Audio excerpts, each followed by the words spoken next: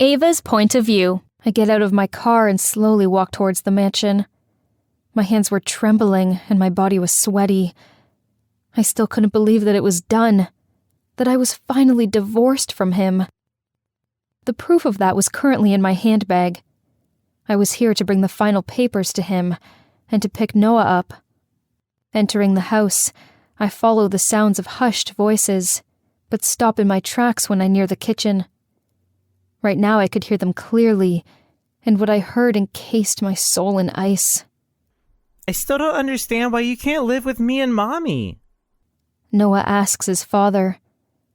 My shaking hands go to my chest, my heart breaking at the sadness in his voice. I would do anything for him, but this divorce was inevitable. Our marriage had been a mistake. Everything about us was a mistake. It just took me a while to see the truth. You know why, Noah. Your mother and I are no longer together. His voice is soft as he replies. It's weird, really, that during the duration of our marriage he has never once spoken to me softly. It was always cold, always flat and devoid of any emotion. But why? These things just happen. He mumbles. I can imagine his face, frowning, as he tries to make Noah understand so that he doesn't ask any more questions. But Noah is my son. Curiosity and inquisition is in his blood. Don't you love her? My breath gets caught at the simple, heartfelt question. I take a step back and lean against the wall. Heart racing, I wait in anticipation for his answer. I knew his answer. I've always known what it is. Everyone, with the exception of Noah, probably knows the damn answer. The truth is, he doesn't love me. Never had, and never will. That was as clear as day. Knowing this, I still wanted to hear his reply. Would he tell our son the truth, or lie to him? He clears his throat, obviously stalling. Noah. Dad, do you love Mommy or not? Noah asks again, his voice final. I hear him sigh in defeat. I love her for giving me you. He finally says. It was a placation, not an answer. I close my eyes against the rush of pain that fills me. After all this time, it still hurts. I feel my heart breaking all over again. I don't know why a small part of me had hoped that his answer would be different. He never said those 3 words to me.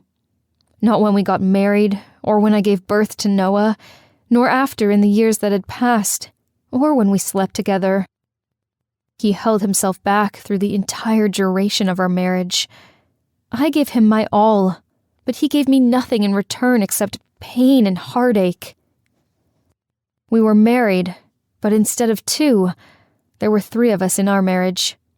Him, me, and the love of his life, the woman he's refused to let go for 9 long years. Tears fill my eyes, but I rub them away. I was tired of crying, tired of chasing after a man that didn't want me. Has anyone ever told you it's rude to listen to other people's conversations? His deep voice cuts through the silent space, interrupting my thoughts in the process. I square my shoulders and enter the kitchen. There he stands near the kitchen counter. My now ex-husband, Rowan Woods. His mocking gray eyes pins me to the spot. My eyes shift to my son, my pride and joy, the only good thing in my life. His good looks are definitely courtesy of his dad. He has my brown hair and his penetrating gray eyes. Hello. I give them a small smile. Hi, Mommy. Noah places his half-eaten sandwich down and jumps down from the counter. He rushes to me and hugs my midsection. I've missed you. Missed you too, my love. I kiss his forehead before he steps away from me and goes back to his food. I stand there awkwardly. This used to be my home, but now I feel out of place in it, like I don't belong, In truth, though, I never did. Knowing or unknowingly, he built this house with her in mind. This was her dream home, everything down to the color scheme. That should have been the first indication that he wasn't planning on letting her go, that he wouldn't reciprocate my love for him. What are you doing here? He asks in annoyance and stares at his watch. You promised you wouldn't interrupt my time with Noah. I know. I got the divorce degree today, and I thought I could bring you the copy while I pick up Noah. His face turns stone cold, and his lips form a thin line. Every time he looks at me like this, a piece of me breaks.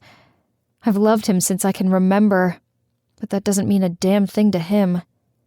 Over and over, he has broken my heart and shattered my soul. I continued loving him, holding on, thinking things would change. But they never did. When we got married, I thought I would finally get love. The love I've been craving since I was a child. I was wrong. Marriage turned to be a nightmare. I was always fighting with the ghost of his past, the ghost of a girl I could never measure up to no matter how much I tried. I rubbed my chest, trying to ease the pain that was encased there. It does no good. It still fucking hurts even though we've been separated for months. Noah, could you go up to your room? Your mother and I need to discuss something. Rowan says through clenched teeth, the word mother slipping out of his mouth in disgust. He looks between us for a minute before nodding. No fighting! He commands before leaving. As soon as he's out of earshot, Rowan bangs his fist on the counter in anger. His gray eyes are icy as he addresses me. You could have sent them to my damn office instead of interrupting my time with my son. The words leave his lips in a growl. His hands are fisted, and he looks about ready to blow up on me. Rowan. I sigh, unable to complete the sentence. No, just fucking no! You turned my life upside down 9 years ago. You did it again when you asked for that fucking divorce. Was it your way of hurting me? Separating me from my son because I couldn't love you? Newsflash, Ava, I fucking hate you. He's breathing hard by the time he's done. The angry words tumble out of his mouth like bullets shooting straight at me. I feel them pierce my heart, each word shattering my already fragile heart. What's there to say when the man you still love says he hates you? Just get out of my fucking house. I'll bring Noah home when my time with him is over. He snaps. I put the divorce decree down on the counter. I was going to apologize when my phone rings. I take it out of my bag and check the caller ID. Mother. I wanted to ignore it, but she never calls me unless it's something important. I swipe the screen and bring the phone to my ear. I sigh. Mother. She doesn't give me a chance to finish my sentence. Get to the hospital now. Your father's been shot, she says almost hysterically before hanging up. My phone slips from my hand. I'm shocked. What is it? His voice penetrates my brain. Heart racing, I don't look up as I pick my phone and answer him. Father has been shot.